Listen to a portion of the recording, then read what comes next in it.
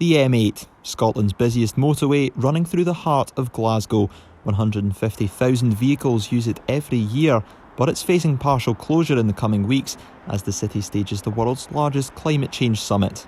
Well, with the confidence about a mile that way, most roads around here are set to be closed off.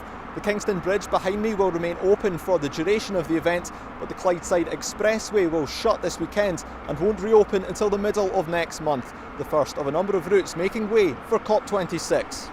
30,000 delegates are travelling to Glasgow for the climate talks, with transport expected to be high on the agenda.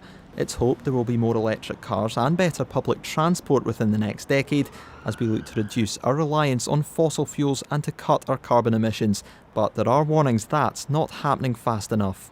It is a wider change in mindset that's needed. So we are going to see, some angry people, increased traffic jams. That will make it harder for people to get to work on time. That's due to government infrastructure and spending and decisions. That's not because people want to cause more emissions, right? This isn't the fault of individuals. This section of road was built in the 1960s, leading to Glasgow having one of the highest dependencies on cars in Europe.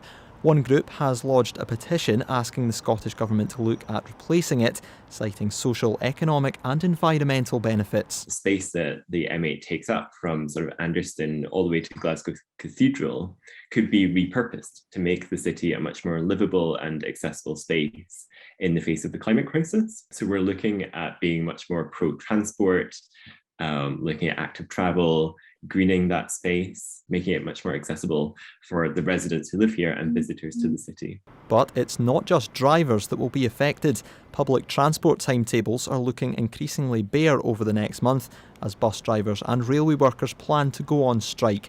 They're demanding better pay for keeping the city moving. We make no apology for the target in the COP26 because we've been stonewalled for the last 18 months. We welcome talks at any time, anywhere, but the clock's ticking. And let me be clear that if no talks are going to take place and no solution can be found, there will be industrial carnage so far as Scotland's railway is concerned.